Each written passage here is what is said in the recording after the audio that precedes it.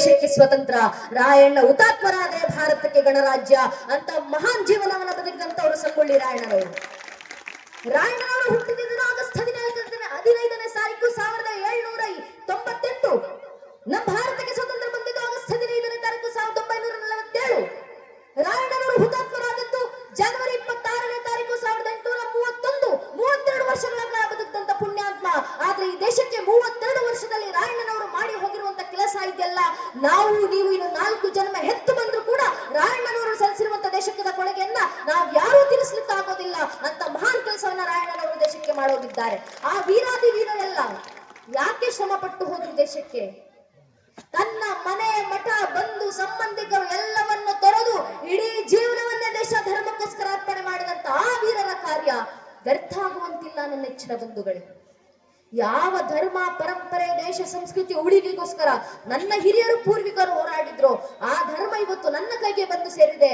ನನ್ನ ಕೈಗೆ ಬಂದು ಸೇರಿರುವಂತ ಈ ಧರ್ಮ ಉಳಿಸಿ ಮುಂದಿನ ಪೀಳಿಗೆ ಕೊಡಬೇಕಾಗಿರುವಂತ ಜವಾಬ್ದಾರಿ ಇಲ್ಲಿ ಕೂತಿರುವಂತ ನನ್ನ ನಿಮ್ಮದು. ಧರ್ಮ ಉಳಿಸಬೇಕು, ಸಂಸ್ಕೃತಿ ಉಳಿಸಬೇಕು. ಯಾವ ರೀತಿ ಉಳಿಸ್ತೀರಾ? ಸಂಘಟಿತರಾಗಿ ಬನ್ನಿ. ರಾಯಣ್ಣನವರು ಇಡೀ ಜೀವನದಲ್ಲಿ ಕೊಟ್ಟಂತ ಸಂದೇಶ ಯಾವುದು? ಸಂಘಟಿತರಾಗಿ ಬನ್ನಿ ಭಾರತೀಯರೇ, ದೇಶಕ್ಕೋಸ್ಕರ ಹೋರಾಡಿ. ತಾಯಿ ಚೆನ್ನಮ್ಮ ಮುಂದೆ ನಿಂತು 16 ಊರುಗಳನ್ನ ಸಂಘಟನೆ ಮಾಡಿ, ಅಲ್ಲಿನ ಸಾಮಂತರಾಜರನ್ನೆಲ್ಲ ಸಂಘಟನೆ ಮಾಡಿ ಹೋರಾಟಕ್ಕೆ ನಿಂತ್ರಲ್ಲ. ಸಂಘಟಿತ ಬಲ ಇದು ಕೃಷ್ಣನ ಮಾತು. ಭಗವದ್ಗೀತೆ 4ನೇ ಅಧ್ಯಾಯದ 7ನೇ ಶ್ಲೋಕದಲ್ಲಿ ಕೃಷ್ಣ ಕರೆಯನ್ನು ಕೊಡ್ತಾರೆ. ಯದಾ ಯದಾ ಹಿ ಧರ್ಮಸ್ಯ ಗ್ಲಾನಿರ್ಭವತಿ ಭಾರತ ಅಭ್ಯುತ್ಥಾನಂ ಧರ್ಮಸ್ಯ ತದಾತ್ಮಾನಂ ಭಜಾಮ್ಯಹಂ ಪರಿತ್ರಾಣಾಯ ಸಾಧುನ ವಿನಾಶ ದುಷ್ಟುತ ಧರ್ಮ ಸಂಸ್ಥಾಪನಾರ್ಥಾಯ ಸಂಭವಾಮಿ ಯುಗೆ ಯುಗೆ. ಯಾವಾಗೆಲ್ಲ ದೇಶ ಮತ್ತು ಧರ್ಮ ನಾಶದ ಅಂಚಿಗೆ ಬಂದು ತಲುಪಿರುತ್ತೋ ಆಗೆಲ್ಲ ದೇಶ ಮತ್ತು ಧರ್ಮದ ಪುನರ್ ಪ್ರತಿಷ್ಠಾಪನೆಗೋಸ್ಕರ ನಾನು ಯುಗಕ್ಕೂ ಅವತರಿಸಿ ಬರುತ್ತೀನಿ ಅಂತ ಶ್ರೀಕೃಷ್ಣ ಪರಮಾತ್ಮ ಕೊಟ್ಟಂತ ಕರೆ. ಆ ಕರೆಯ ಮುಂದಿನ ಸಲ ಕೃಷ್ಣ ಪರಮಾತ್ಮ ಹೇಳ್ತಾರೆ, ಯುಗಕ್ಕೂ ಧರ್ಮ ರಕ್ಷಣೆ ನಾನು ಅವತರಿಸಿ ಬರ್ತೀನಿ. ಕಲಿಯುಗದಲ್ಲಿ ಯಾವ ಅವತಾರ? ಕಲಿಯುಗದ ಅಂತ್ಯದಲ್ಲಿ ಕಲ್ಕಿ ಅವತಾರ. ಆದ್ರೆ ಕಲಿಯುಗ ನಡೀತಾ ಇರಬೇಕಾದ್ರೆ ಕಲಿಯುಗದೊಳಗೆ ದೇಶ ಧರ್ಮ ರಕ್ಷಣೆಗಿರೋದು ಒಂದೇ ಒಂದು ಅವತಾರ, ಅದು ಸಂಘ ಶಕ್ತಿ ಕಲಿಯುಗ ಎನ್ನುವ ಮಾತನ್ನ ಕೃಷ್ಣ ನಮ್ಗೆ ಉಪದೇಶ ಮಾಡಿ ಹೋಗಿದ್ದಾರೆ. ಸಂಘಟಿತ ಬಲದಿಂದ ಮಾತ್ರ ಕಲಿಯುಗದಲ್ಲಿ ಧರ್ಮ ರಕ್ಷಣೆ ಆಗೋದು. ನಮ್ಮ ದೌರ್ಭಾಗ್ಯ ಏನಂದ್ರೆ ಸಂಘಟಿತ ಭಾವವನ್ನು ಮರೆತುಕೊಂಡಿದೆ ಹಿಂದೂ ಸಮಾಜ. ಹೇಳ್ಕೊಳ್ಳಿಕ್ಕಿದ್ದಿಲ್ಲ, ಕೋಟ್ಯಾಂತರ ಜನ ಹಿಂದೂಗಳು ದೇಶದಲ್ಲಿ, 100 ಕೋಟಿ ಹಿಂದೂಗಳು ಜಗತ್ತಿನಾದ್ಯಂತ. ಆದ್ರೆ ಜಗತ್ತಿನಲ್ಲಿರುವಂತ 100 ಕೋಟಿ ಹಿಂದೂಗಳಲ್ಲಿ ಎಷ್ಟು ಜನ ಹಿಂದೂಗಳಾಗಿ ಉಳಿದಿದ್ದೀವಿ? ಒಬ್ಬ ಹಿಂದುವಿನ ಮುಂದೆ ನಿಂತು ನೀನ್ ಯಾರಪ್ಪ, ನೀನ್ ಯಾವ ಸಮಾಜಕ್ಕೆ ಸೇರಿದವನು ಅಂದ್ರೆ ಹಿಂದುವಿನ ಬಾಯಿನಲ್ಲಿ ತನ್ನ ಧರ್ಮದ ಹೆಸರು ಬರೋಕು ಮುಂಚೆ ಜಾತಿ ಹೆಸರು ಬಂದಿರುತ್ತೆ. ಒಬ್ಬ ಹಿಂದೂ ಆಗೋಕು ಮುಂಚೆ ಒಬ್ಬ ಹಿಂದೂ ಲಿಂಗಾಯತರಾಗ್ತಾರೆ, ಒಬ್ಬ ಹಿಂದೂ ಬ್ರಾಹ್ಮಣರಾಗ್ತಾರೆ, ಒಬ್ಬ ಹಿಂದೂ ಕುರುಬರಾಗ್ತಾರೆ, ಒಬ್ಬ ಹಿಂದೂ ಗೌಡ್ರಾಗ್ತಾರೆ, ಒಬ್ಬ ಹಿಂದೂ ನಾಯಕ್ ಸಮಾಜಕ್ಕೆ ಸೇರಿದವರಾಗ್ತಾರೆ, ಒಬ್ಬ ಹಿಂದೂ SC ಆಗ್ತಾರೆ, ಒಬ್ಬ ಹಿಂದೂ ST ಆಗ್ತಾರೆ, ಒಬ್ಬ ಹಿಂದೂ ಮರಾಠ ಆಗ್ತಾರೆ. ಹಿಂದೂ ಆಗೋದು ಯಾವಾಗ? ನಾವು ಹಿಂದೂಗಳ ಅರ್ಥ ಮಾಡ್ಕೊಳ್ಬೇಕು. ನಮ್ಮ ಜಾತಿ ಯಾವುದೇ ಇರ್ಲಿ ಸ್ವಾಮಿ, ಆ ಜಾತಿಗಳ ಮೇಲೆ ನಮ್ಗಿರುವಂತ ಜಾತಿ ಪ್ರೇಮ ಎಷ್ಟೇ ವಿಶಾಲವಾಗಿರ್ಲಿ, ನನ್ನ ಜಾತಿ ನನ್ನ ಮನೆಯ ದೇವರ ಕೋಣೆ ಒಳಗೆ ಸೀಮಿತ ಆಗಿರ್ಬೇಕು. ನನ್ನ ರಾಜಕೀಯ ಆಸಕ್ತಿ ಯಾವುದೇ ಇಲ್ಲ. ಯಾವ ರಾಜಕೀಯ ಪಕ್ಷಕ್ಕೆ ಬೇಕಾದ್ರೂ ಕೆಲಸ ಮಾಡಿ, ಯಾವ ರಾಜಕೀಯ ಪಕ್ಷದ ಕಾರ್ಯಕರ್ತ ನಾನು ಅಂತ ಬೇಕಾದ್ರೂ ನಿಮ್ಮನ್ನು ನೀವು ಘೋಷಿಸ್ಕೊಳ್ಳಿ. ಆದ್ರೆ ನನ್ನ ರಾಜಕೀಯ ಆಸಕ್ತಿ ನನ್ನ ಮನೆ ಹೊಸಲಿನ ಒಳಗೆ ಸೀಮಿತ ಆಗಿರ್ಬೇಕು. ಪ್ರತಿಯೊಬ್ಬ ಹಿಂದೂ ತನ್ನ ಮನೆಯ ದೇವರ ಕೋಣೆಯನ್ನ ದಾಟಿ ಮನೆಯ ವಸ್ತು ಬಿಟ್ಟು ಹೊರಗೆ ಬರಬೇಕಾದ್ರೆ ಜಾತಿ, ಉಪಜಾತಿ, ಮತ, ಪಂಥ, ಪಂಗಡ, ಕುಲ, ಗೋತ್ರ, ರಾಜಕೀಯ ಆಸಕ್ತಿ, ತತ್ವ, ಸಿದ್ಧಾಂತ ಎಲ್ಲವನ್ನು ಮರೆತು ಹೆಗಲ ಮೇಲೊಂದು ಕೇಸರಿ ಶಾಲ್ಯ, ಹಣೆ ಮೇಲೆ ಕೇಸರಿ ತಿಲಕ ಇಟ್ಕೊಂಡು ನಾವೆಲ್ಲ ಹಿಂದೂ, ನಾವೆಲ್ಲ ಒಂದು ಅನ್ನೋ ಭಾವನೆ ಬೆನೆಗಿಟ್ಟಾಗ ಮಾತ್ರ ಇವತ್ತು ಧರ್ಮ ರಕ್ಷಣೆ, ಇವತ್ತು ಸಂಸ್ಕೃತಿಯ ರಕ್ಷಣೆ. ಆ ಸಂಘಟಿತ ಭಾವ ಎಲ್ಲಿವರೆಗೂ ನಮ್ಮಲ್ಲಿ ಬರೋದಿಲ್ವೋ ಅಲ್ಲಿವರೆಗೂ ದೇಶದ ಪರಂಪರೆಯನ್ನು ಉಳಿಸ್ಕೊಳ್ಳಿಕ್ಕೆ ಆಗೋದಿಲ್ಲ, ನಮ್ಮ ಸಂಸ್ಕೃತಿಯನ್ನು ಉಳಿಸ್ಕೊಳ್ಳಿಕ್ಕೆ ಆಗೋದಿಲ್ಲ. ನಮ್ಮ ಪೂರ್ವಿಕರು ಶಾಸ್ತ್ರಗಳಲ್ಲೇ ಬರೆದಂತ ಮಾತು, ಅಪಾರ ಭೂಮಿ ವಿಸ್ತಾರ, ನಗಣ್ಯ ಜನಸಂಕುಲ, ರಾಷ್ಟ್ರ ಸಂಘಟನೆ ಪ್ರಭುವೇನಾತ್ಮ ರಕ್ಷಣೆ. ತುದಿಗಾಣದಷ್ಟು ಅಪಾರವಾದಂತ ಭೂಭಾಗ, ಆ ಭೂವಿಸ್ತಾರದೊಳಗೆ ಅಗಣ್ಯವಾದಂತ ಜನರ ಸಂಖ್ಯೆ. ಆದ್ರೆ ಆ ಜನರ ಮಧ್ಯದ ಸಂಘಟಿತ ಬಲ ಇಲ್ಲ ಅಂದ್ರೆ ದೇಶ ಧರ್ಮ ರಕ್ಷಣೆ ಮಾಡ್ಕೊಳ್ಳಿಕ್ಕೆ ಸಾಧ್ಯವೇ ಇಲ್ಲ. ನಮ್ಮ ಕಣ್ಣು ಮುಂದೆ ಈಗ ದೇಶ ಧರ್ಮ ರಕ್ಷಣೆಗಿರೋದು ಯಾವ ಮಾರ್ಗ? ಒಂದೇ ಒಂದು ಮಾರ್ಗ, ಸಂಘಟಿತರಾಗಿ ಬರುವುದು. ನಮ್ಮಲ್ಲಿ ಬರಲಿ ಸಂಘಟಿತ ಭಾವ. ಒಮ್ಮೆ ಹಿಂದೂ ಸಮಾಜ ಸಂಘಟಿತವಾಗಿ ಬಂತು ಅಂದ್ರೆ ದೇಶದಲ್ಲಿ ಎಂತೆಂತ ಬದಲಾವಣೆ ತರಬಹುದು ಅಂತ ಈಗಾಗಲೇ ನಮ್ಮ ಪೂರ್ವಿಕರು ತೋರಿಸಿಕೊಟ್ಟು ಹೋಗಿದ್ದಾರೆ. ಒಮ್ಮೆ ಹಿಂದೂ ಸಮಾಜ ಒಗ್ಗಟ್ಟಾಗಿ ಬಂತು,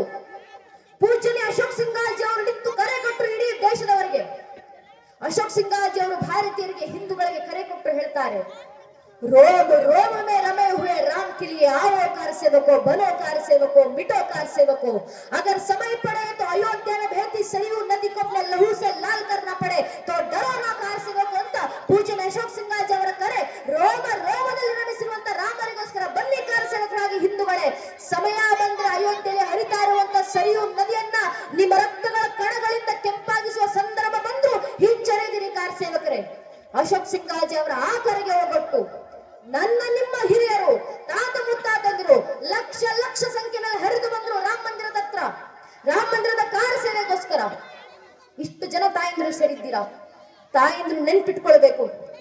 ಅಂದು ರಾಮ ಮಂದಿರಕ್ಕೋಸ್ಕರ ಕಾರ ಸೇವೆ ಮಾಡ್ಲಿಕ್ಕೆ ಹೋದಂತ 3.5 ಲಕ್ಷ ಜನ ಹಿಂದೂ ಕಾರ್ಯಕರ್ತರಲ್ಲಿ 36,000 ಜನ ಹೆಣ್ಮಕ್ಳು ತಾಯಂದ್ರು ಕಾರ ಸೇವಕರಾಗಿ ಅಯೋಧ್ಯೆ ಪುಣ್ಯಭೂಮಿಯಲ್ಲಿ ನಿಂತಿದ್ರು.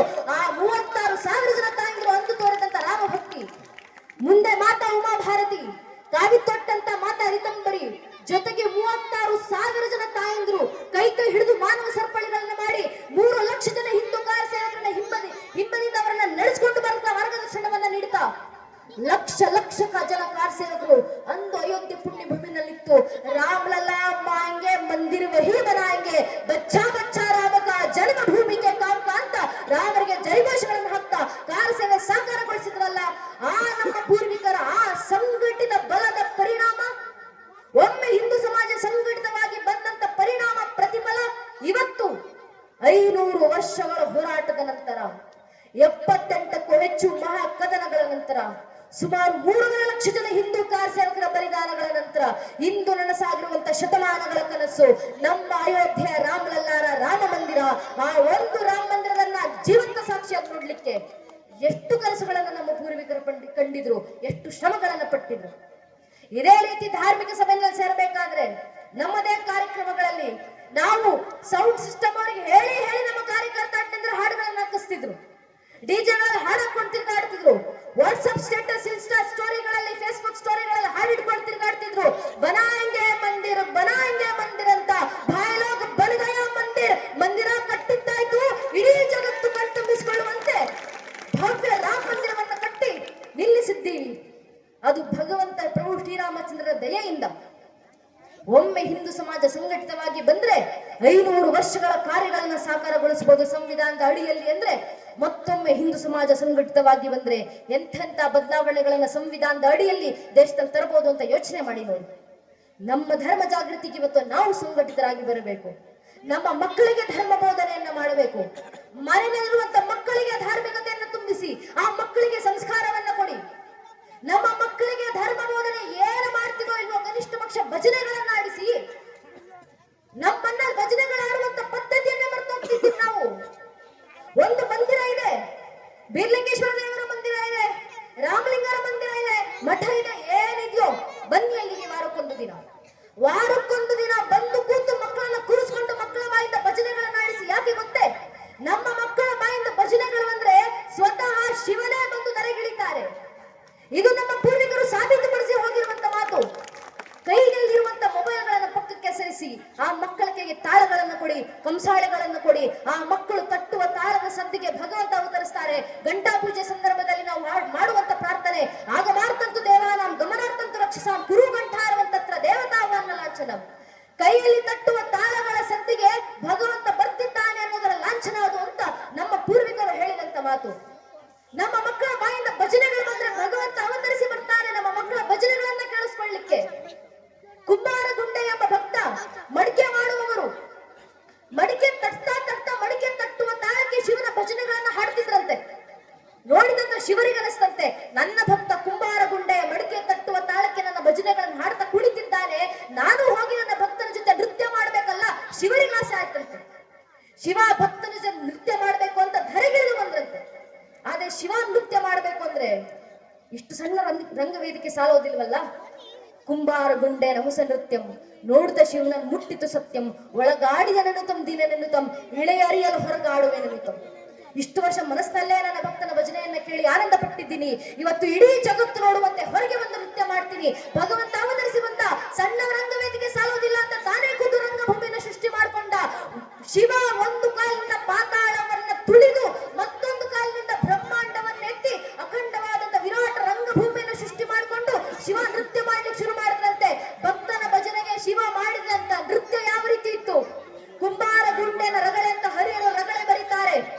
ಶಿವನ ನೃತ್ಯ ಹೇಗಿತ್ತು?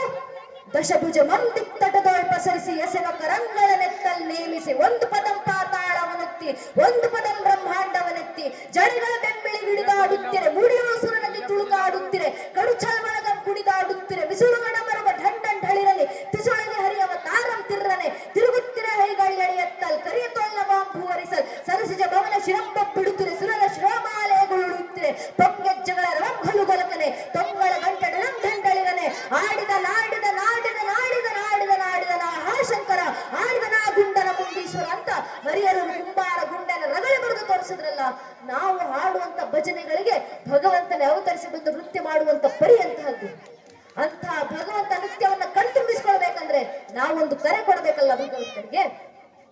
ನಮ್ಮ ಭಜನೆಗಳಿಂದ ಕೊಡಬೇಕಾಗಿರುವಂತ ಕರೆ ಮಕ್ಕಳ ಬಾಯಿಂದ ಆಡಿಸುವಂತ ಭಜನೆಗಳು. ಆ ಮಕ್ಕಳ ಬಾಯಿಂದ ಭಜನೆಗಳು ಹೊರಗೆ ಬರಲಿ. ಯಾಕೆ? ಹಿರಿಯರು ಹೇಳ್ತಿದ್ರು, ಭಜನೆ ಮಾಡುವಂತ ಮನೆ ಎಂದಿಗೂ ವಿಭಜನೆ ಆಗೋದಿಲ್ಲ. ಭಜನೆಯನ್ನ ಮಕ್ಕಳಿಗೆ ಹೇಳಿಸಿದ್ರೆ ಇಡೀ ಕುಟುಂಬದ ಸ್ವಾಸ್ಥ್ಯವನ್ನ ಆ ಭಜನೆಯ ಕಾಪಾಡುತ್ತೆ. ಭಜನೆಗಿರುವಂತ ಸಾಮರ್ಥ್ಯ. ಮಕ್ಕಳಿಗೆ ಧರ್ಮ ಬೋಧನೆ ಮಾಡಿಸಿ, ಮಕ್ಕಳ ಬಾಯಿಂದ ವಚನಗಳನ್ನ ಹೇಳಿಸಿ, ಮಂತ್ರಗಳನ್ನ ಹೇಳಿಸಿ, ಶ್ಲೋಕಗಳನ್ನ ಹೇಳಿಸಿ.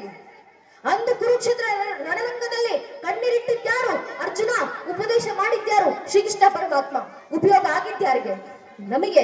ನಮ್ಮನೇಲಿ ಭಗವದ್ಗೀತೆ ಪುಸ್ತಕ ಇದೆ, ಅದನ್ನ ಮಕ್ಕಳಿಗೆ ಬೋಧನೆ ಮಾಡೋಣ. ಅಂದು ಕಣ್ಣೀರಿಟ್ಟಿದ್ಯಾರು? ಶ್ರೀರಾಮಚಂದ್ರು. ಉಪದೇಶ ಮಾಡಿದ್ಯಾರು? ವಶಿಷ್ಠರು. ಭಾರತ್ ಪಾರಾಯಣ ಬಂದ್ರೆ ನಿನಗೆ ಜೀವನದ ಸತ್ಯಾಸತ್ಯತೆ ಹೇಳ್ಕೊಡ್ತೀನಿ. ಉಪಯೋಗ ಆಗಿದ್ಯಾರಿಗೆ? ನಮಗೆ. ನಮ್ಮನೇಲಿ ಯೋಗ ವಿಶಿಷ್ಟ ಪುಸ್ತಕ ಇದೆ, ಅದನ್ನು ಮಕ್ಕಳಿಗೆ ಬೋಧನೆ ಮಾಡೋಣ. ಅಂದು ಕಣ್ಣೀರಿಟ್ಟಿದ್ಯಾರು? ನಚಿಕೇತ. ಉಪದೇಶ ಮಾಡಿದ್ಯಾರು? ಖುದ್ದು ಯಮಧರ್ಮರಾಯ. ಉಪಯೋಗ ಆಗಿದ್ಯಾರಿಗೆ? ನಮಗೆ. ನಮ್ಮನ್ನ ಕಠೋಪನಿಷತ್ ಇದೆ, ಅದನ್ನ ಮಕ್ಕಳಿಗೆ ಬೋಧನೆ ಮಾಡೋಣ. ಅಂದು ಕಣ್ಣೀರಿಟ್ಟಿದ್ಯಾರು? ಸ್ವಯಂಭೂಮನು. ಉಪದೇಶ ಮಾಡಿದ್ಯಾರು? ಯಜ್ಞನಾಮಕ ಭಗವಂತ. ಉಪಯೋಗ ಆಗಿದ್ಯಾರಿಗೆ? ನಮಗೆ. ನಮ್ಮನಲ್ಲಿ ಈಶಾವಾಸ್ಯ ಉಪನಿಷತ್ ಇದೆ, ಯಾಜ್ಞ ಮಂತ್ರ ಉಪನಿಷತ್ ಇದೆ, ಅದನ್ನು ಮಕ್ಕಳಿಗೆ ಬೋಧನೆ ಮಾಡೋಣ. ಅಂದು ಕಣ್ಣೀರಿಟ್ಟಿದ್ಯಾರು? ಪರೀಕ್ಷಿತ ಮಹಾರಾಜ. ಉಪದೇಶ ಮಾಡಿದ್ಯಾರು? ಶುಕಾಚಾರ್ಯರು. ಉಪಯೋಗ ಆಗಿದ್ಯಾರಿಗೆ? ನಮಗೆ.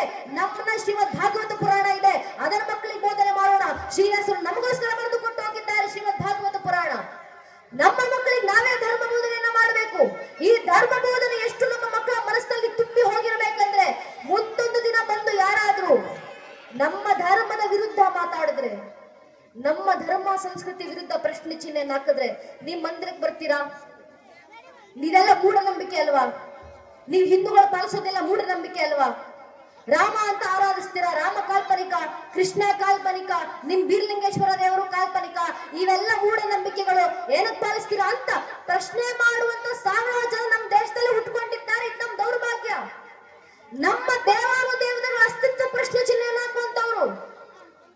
ಕಪಿಲ್ ಸಿಬ್ಬಲ್ ಎಂಬ ವಕೀಲರು ಕೋರ್ಟ್ ನಲ್ಲಿತ್ತು ಪ್ರಶ್ನೆ ಮಾಡ್ತಾರೆ, ರಾಮರು ಇಲ್ಲೇ ಹುಟ್ಟಿದ್ರು ಅನ್ನೋದಕ್ಕೆ ಹಿಂದೂಗಳ ಹತ್ರ ಏನು ಸಾಕ್ಷಿ ಇದೆ ರಾಮ ಜನ್ಮಭೂಮಿಯ ಪರವಾಗಿ? ನಮ್ ದೇಶದಲ್ಲಿ ಒಂದು ಜನ ಹುಟ್ಕೊಂಡಿದ್ದಾರೆ, ನಿಮ್ಮ ರಾಮ ಕಾಲ್ಪನಿಕ, ನಿಮ್ಮ ರಾಮರ ಐತಿಹಾಸಿಕ ವ್ಯಕ್ತಿ ಅಲ್ಲ ಅಂತ ನಮ್ಮ ಆರಾಧ್ಯ ದೈವ ಮರ್ಯಾದ ಪುರುಷೋತ್ತಮ ಪ್ರಭು ಶ್ರೀರಾಮಚಂದ್ರನ ಅಸ್ತಿತ್ವ ಪ್ರಶ್ನೆ ಚಿಹ್ನೆ ಹಾಕುವಂತ ಸಾವಿರಾರು ಜನ ನಮ್ಮ ದೇಶದಲ್ಲಿ ಹುಟ್ಕೊಂಡಿದ್ದಾರಲ್ಲ. ಮೌಢ್ಯ ಬೆಳೀತಾ ಇದೆ ದೇಶದಲ್ಲಿ. ಈ ಮೌಢ್ಯವನ್ನ ತೊಲಗಿಸಬೇಕಂದ್ರೆ ಶ್ರೀರಾಮಚಂದ್ರ ಎಂಬ ದಿವ್ಯ ಜ್ಯೋತಿಯನ್ನ ಮನಗಳಲ್ಲಿ ಬೆಳೆಸುವಂತ ಅವಶ್ಯಕತೆ ಇದೆ. ರಾಮರ ಜ್ಯೋತಿ ನಮ್ಮ ಮಕ್ಕಳ ಹೃದಯ ಗರ್ಭದಲ್ಲಿ ಎಷ್ಟು ಪ್ರಜ್ವಲಿಸಬೇಕಂದ್ರೆ, ಮುಂದೊಂದು ದಿನ ಈ ಬುದ್ಧಿ ಜೀವನ ಅಂತ ಅನ್ಕೊಂಡಿರುವಂತ ಬುದ್ಧಿಜೀವಿಗಳು ಯಾರಾದ್ರೂ ನಮ್ಮ ಮನೆ ಬಾಗಿಲಿಗೆ ಬಂದು ನಮ್ಮ ಮಕ್ಕಳ ಮುಂದೆ ನಿಂತು, ನಿನ್ನ ರಾಮರ ಅಸ್ತಿತ್ವಕ್ಕೆ ನಿನ್ನ ಹತ್ರ ಏನು ಸಾಕ್ಷಿ ಅಂತ ನನ್ನ ರಾಮರ ಅಸ್ತಿತ್ವಕ್ಕೆ ಯಾರಾದ್ರೂ ಪ್ರಶ್ನೆ ಚಿಹ್ನೆಯನ್ನು ಹಾಕಿದ್ರೆ, ನಮ್ಮ ಮಕ್ಕಳಲ್ಲಿ ಎಷ್ಟು ರಾಮರ ಭಕ್ತಿ ಜಾಗೃತಿ ತುಂಬಿರ್ಬೇಕಂದ್ರೆ ನಮ್ಮ ಒಂದೊಂದು ಮಗು ಕೂಡ ಎದೆ ತಟ್ಕೊಂಡು ಹೇಳ್ಕೊಳ್ಬೇಕು, ರಾಮರ ಅಸ್ತಿತ್ವಕ್ಕೆ ಮಾತ್ರ ಅಲ್ಲಪ್ಪ, ಬೇಕಾದ್ರೆ ಇಡೀ ಶ್ರೀರಾಮಚಂದ್ರರ ವಂಶ ವೃಕ್ಷದ ಅಸ್ತಿತ್ವಕ್ಕೆ ನಾನು ಸಾಕ್ಷಿಯನ್ನು ಕೊಡಬಲ್ಲೆ. ಭಗವಂತನ ದಯೆಯಿಂದ, ಭಗವಂತನ ಕೃಪಾಶೀರ್ವಾದದಿಂದ ನಮ್ಮ ಮಕ್ಕಳ ಬಾಯಿಂದ ಬರಬೇಕು ರಾಮರ ವಂಶ ವೃಕ್ಷ. ಮೊದಲಿಗೆ ಬಂದದ್ದು ಶ್ರೀಹರಿ. ಶ್ರೀಹರಿಯ ಮಗ ಬ್ರಹ್ಮ, ಬ್ರಹ್ಮನ ಮಗ ಮರೀಚಿ, ಮರೀಚಿ ಮಗ ಕಶ್ಯಪ, ಕಶ್ಯಪನ ಮಗ ಸೂರ್ಯ, ಸೂರ್ಯನ ಮಗ ಮನು, ಮನುವಿನ ಮಗ ಇಕ್ಷ್ವಾಕು, ಇಕ್ಷ್ವಾಕುವಿನ ಮಗ ಕುಕ್ಷಿ, ಕುಕ್ಷ ಮಗ ವಿಕುಕ್ಷಿ, ವಿಕುಕ್ಷ ಮಗ ಬಾಣ, ಬಾಣನ ಮಗ ಅನರಾರಣ್ಯ, ಅನರಾರಣ್ಯನ ಮಗ ಭೃದು, ಭೃದುವಿನ ಮಗ ತ್ರಿಶಂಕು, ತ್ರಿಶಂಕುವಿನ ಮಗ ದುಂಡುಮಾರ, ದುಂಡುಮಾರನ ಮಗ ಮಾಂಧಾತ, ಮಾಂಧಾತನ ಮಗ ಸುಸಂಧಿ, ಸುಸಂಧ್ಯ ಮಗ ಧ್ರುವಸಂಧಿ, ಧ್ರುವಸಂಧ್ಯ ಮಗ ಭರತ, ಭರತನ ಮಗ ಅಶೀತ, ಅಶೀತನ ಮಗ ಸಗರ, ಸಗರನ ಮಗ ಅಸಮಂಜಸ, ಅಸಮಂಜಸನ ಮಗ ಅಂಶುವಂತ, ಅಂಶುಮಂತನ ಮಗ ದಿಲೀಪ, ದಿಲೀಪನ ಮಗ ಭಗೀರಥ, ಭಗೀರಥನ ಮಗ ಕುಕುತ್ಸು, ಕುಕುತ್ಸುವಿನ ಮಗ ರಘು, ರಘುವಿನ ಮಗ ಪ್ರವೃದ್ಧ, ಪ್ರವೃದ್ಧನ ಮಗ ಶಶಂಕು, ಸುದರ್ಶನ ಮಗ ಅಗ್ನಿವರ್ಣ, ಅಗ್ನಿವರ್ಣ ನಮಗ ಶೀಘ್ರವೇದ, ಶೀಘ್ರವೇದ ನಮಗ ಮರುವಿನ ಮಗ ಪ್ರಶಿಷಕ, ಪ್ರಶಿಷಕನ ಮಗ ಅಂಬರೀಷ, ಅಂಬರೀಷನ ಮಗ ನಘೂಷ, ನಘೂಷನ ಮಗ ಯಾತಿ, ಯಾತಿಯ ಮಗ ನಾಭಾಗ, ನಾಭಾಗನ ಮಗ ಅಜ, ಅಜರ ಮಗ ದಶರಥ, ದಶರಥನ ಮಗನೇ ರಘುವಂಶದರಾಗಲು ಪ್ರಭು ಶ್ರೀರಾಮಚಂದ್ರನು ಅಂತ ಹೇಳುವ ಮಟ್ಟಕ್ಕೆ ರಾಮನ ಜಾಗೃತಿ, ಶ್ರೀರಾಮಚಂದ್ರನ ಭಕ್ತಿ ನಮ್ಮ ಮಕ್ಕಳ ಮನಸ್ಸಿನಲ್ಲಿ ಯಾವತ್ತು ದಿವ್ಯ ಜ್ಯೋತಿಯಂತೆ ಪ್ರಜ್ವಲಿಸಲಿಕ್ಕೆ ಶುರುವಾಗುತ್ತೋ, ಎಷ್ಟು ಧರ್ಮ ಜಾಗೃತಿ ನಮ್ಮ ಮಕ್ಕಳ ತಂದೆ ಸಾಕು. ನನ್ನ ನೆಚ್ಚಿನ ಬಂಧುಗಳೇ, ಇಷ್ಟೇ ಧರ್ಮ ಜಾಗೃತಿ, ಇಷ್ಟು ಧರ್ಮ ಜಾಗೃತಿ ಮನೆಯ ಒಂದೊಂದು ಮಗುವಿನಲ್ಲೂ ಬಂದ್ರೆ ಸಾಕು, ಮುಂದೊಂದು ದಿನ ನಮ್ಮ ಸನಾತನ ಹಿಂದೂ ಧರ್ಮವನ್ನ ಅಲುಗಾಡಿಸುವ ಸಾಮರ್ಥ್ಯವು ಜಗತ್ತಿನ ಯಾವ ಬಾಹ್ಯ ಶಕ್ತಿಗೂ ಇರೋದಿಲ್ಲ. ನಮ್ಮ ಧರ್ಮ ರಕ್ಷಣೆಗೆ ಪರವಾಗಿಡ್ಬೇಕಾಗಿರುವಂತ ಮೊಟ್ಟ ಮೊದಲ ಹೆಜ್ಜೆ ಇದು ಧರ್ಮ ಜಾಗೃತಿ. ಮನೆಗಳ ಧರ್ಮ ಜಾಗೃತಿ. ಯಾಕೆ ಧರ್ಮ ಜಾಗೃತಿ? ಏನಕ್ಕೆ ನಮ್ಮ ಮಕ್ಕಳಿಗೆ ಧರ್ಮ ಜಾಗೃತಿ ಅನ್ನೋ ಪ್ರಶ್ನೆ ಅನೇಕರಲ್ಲಿ ಇರುತ್ತೆ. ನಮ್ಮ ಮಕ್ಕಳು ಏನಕ್ಕೆ ಮಠ ಮಂದಿರ ಕರ್ಕೊಂಡು ಬರಬೇಕು, ನಮ್ಮ ಮಕ್ಕಳ ಬಾಯಿನಲ್ಲಿ ಭಜನೆಗಳನ್ನ ಆಡಿಸ್ಬೇಕು, ನಮ್ಮ ಮಕ್ಕಳನ್ನ ಗ್ರಾಮರ ಬಗ್ಗೆ ಅರ್ಥ ಮಾಡ್ಕೊಳ್ಬೇಕು, ಅನೇಕರ ಪ್ರಶ್ನೆ. ಧರ್ಮಕ್ಕೋಸ್ಕರ ಮಕ್ಕಳಲ್ಲಿ ಧರ್ಮ ಜಾಗೃತಿ ತರ್ತಿರೋ ಇಲ್ವೋ ಗೊತ್ತಿಲ್ಲ, ದೇಶದ ಉಳಿವಿಗೋಸ್ಕರ ಮಕ್ಕಳಲ್ಲಿ ಧರ್ಮ ಜಾಗೃತಿ ತರ್ತಿರೋ ಇಲ್ವೋ ಗೊತ್ತಿಲ್ಲ, ಆದ್ರೆ ಸ್ವಾರ್ಥಕ್ಕೋಸ್ಕರನಾದ್ರೂ ಮಕ್ಕಳಿಗೆ ಧರ್ಮ ಸಂಸ್ಕೃತಿಯನ್ನ ಬೋಧನೆ ಮಾಡಿ. ಯಾಕೆ ಗೊತ್ತೇ? ನಮ್ಮ ಕರ್ನಾಟಕದಲ್ಲಿ ಒಂದು ಘಟನೆ ನಡೆದಿತ್ತು ಬೆಳಗಾವಿನಲ್ಲಿ. ಬೆಳಗಾವಿ ಆಸ್ಪತ್ರೆಯಲ್ಲಿ ಒಬ್ಬ ವೃದ್ಧರು ತೀರ್ಕೊಂಡಿದ್ರು. ಆ ಕ್ಷೇತ್ರದ PSC ಅವರು ನನ್ನ ಜೊತೆ ಮಾತಾಡ್ತಿರ್ಬೇಕಾದ್ರೆ ಹೇಳಿದಂತ ಮಾತು, ಆಸ್ಪತ್ರೆಯಲ್ಲಿ ತೀರ್ಕೊಂಡಿದ್ದಂತ ಆ ವೃದ್ಧರು ಆಸ್ಪತ್ರೆಯವರು ಪೊಲೀಸರಿಗೆ ಫೋನ್ ಮಾಡದಂತೆ, ಆಸ್ಪತ್ರೆಯಲ್ಲಿ ಈ ರೀತಿ ಅಡ್ಮಿಟ್ ಆಗಿದ್ದಂತ ವೃದ್ಧರು ತೀರ್ಕೊಂಡಿದ್ದಾರೆ ಸರ್, ಇಷ್ಟು ದಿನ ಅವರನ್ನ ನೋಡ್ಕೊಂತಿದ್ದಂತ ಹುಡುಗ ಪರಾರಿಯಾಗಿದ್ದಾನೆ, ಫೋನ್ ಮಾಡಿದ್ರೆ ಫೋನ್ ಎತ್ತುತ್ತಾ ಇಲ್ಲ, ಏನ್ ಮಾಡ್ಬೇಕು ಬಂದು ನೋಡಿ. ಪೊಲೀಸರ ಆಸ್ಪತ್ರೆಗೆ ಬಂದು ಆ ವೃದ್ಧರ ಡಾಕ್ಯುಮೆಂಟ್ಸ್ ಆಸ್ಪತ್ರೆ ಅವರ ಹತ್ರ ಏನೇನಿದೆ ಎಲ್ಲವನ್ನು ತೆಗೆದುಕೊಂಡ್ರು, ಅವ್ರ ಮನೆ ಅಡ್ರೆಸ್ ಹುಡ್ಕೊಂಡು ಹೋದ್ರು, ಅವರ ಮನೆ ಅಕ್ಕಪಕ್ಕದ ಮನೆ ಅವರ ಹತ್ರ ಕೇಳಿದ್ರು, ನಿಮ್ಮ ಪಕ್ಕದ ಮನೆಯಲ್ಲಿ ಇದ್ದಂತ ವೃದ್ಧರು ಈ ರೀತಿ ಆಸ್ಪತ್ರೆಗೆ ಅಡ್ಮಿಟ್ ಆಗಿದ್ರಮ್ಮ, ಅವ್ರು ತೀರ್ಕೊಂಡಿದ್ದಾರೆ, ಅವ್ರಿಗೆ ನೆಂಟಸ್ತರು, ಸಂಬಂಧಿಕರು, ಬಂಧು ಬಳಗ, ಮಕ್ಕಳು ಮೊಮ್ಮಕ್ಕಳು ಯಾರಾದ್ರೂ ಇದ್ದಾರಾ ಅಂತ ಅಕ್ಕಪಕ್ಕದ ಮನೆಯವರು ಪೊಲೀಸರಿಗೆ ಉತ್ತರ ಕೊಟ್ರು, ಹೌದು ಸರ್ ಅವ್ರಿಗೆ ಇಬ್ರು ಮಕ್ಕಳಿದ್ದಾರೆ, ಒಬ್ಬ ಮಗ USA ಅಮೆರಿಕದಲ್ಲಿದ್ದಾನೆ, ಇನ್ನೊಬ್ಬ ಮಗಳು ಕೆನಡಾದಲ್ಲಿದ್ದಾಳೆ ಅಂತ. ಸರಿ ಅಂತ ಇಬ್ಬರು ಮಕ್ಕಳ ಫೋನ್ ನಂಬರ್ ಅನ್ನು ತೆಗೆದುಕೊಂಡು ಪೊಲೀಸರು ಮಕ್ಕಳಿಗೆ ಫೋನ್ ಮಾಡಿದ್ರು. ಮಕ್ಕಳಿಗೆ ಫೋನ್ ನಲ್ಲಿ ಹೇಳ್ತಾರೆ, ಒಬ್ಬ ಮಗ ಅಮೆರಿಕ, ಮತ್ತೊಬ್ಬ ಮಗಳು ಕೆನಡಾ. ಪೊಲೀಸರು ಹೇಳಿದ್ರು, ಈ ರೀತಿ ಭಾರತದಲ್ಲಿ ಇದ್ದಂತ ನಿಮ್ಮ ತಂದೆ ತೀರ್ಕೊಂಡಿದ್ದಾರೆ, ದಯವಿಟ್ಟು ವಾಪಸ್ ಭಾರತಕ್ಕೆ ಬನ್ನಿ, ನಿಮ್ ತಂದೆ ಅಂತ್ಯ ಸಂಸ್ಕಾರ ಮುಗಿಸ್ಕೊಂಡು ಹೋಗಿ. ಮಗ ಅಮೆರಿಕ, ಮಗಳು ಕೆನಡಾ, ವಿದೇಶದಲ್ಲಿರುವಂತ ಇಬ್ಬರು ಮಕ್ಕಳು ಪೊಲೀಸರಿಗೆ ವಾಪಸ್ ಫೋನ್ ನಲ್ಲಿ ಉತ್ತರ ಕೊಡ್ತಾರೆ, ವಿದೇಶದಿಂದ ಭಾರತಕ್ಕೆ ಬರೋಷ್ಟು ಪುರುಸತ್ ನಮಗಿಲ್ಲ, ನನ್ನ ಮಕ್ಕಳ ಶವ ತಗೊಂಡೋಗಿ ಎಲ್ಲಾದ್ರೂ ಬಿಸಾಡಿ ಅಂತ.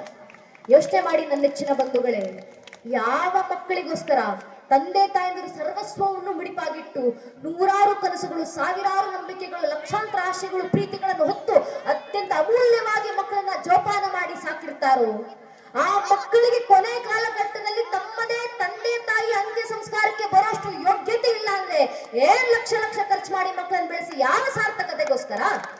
ಅದಕ್ಕೆ ಮಕ್ಕಳಿಗೆ ಸಂಸ್ಕಾರವನ್ನು ಕೊಡಿ, ಸ್ವಾರ್ಥಕ್ಕೋಸ್ಕರನಾದ್ರೂ ಸರಿ.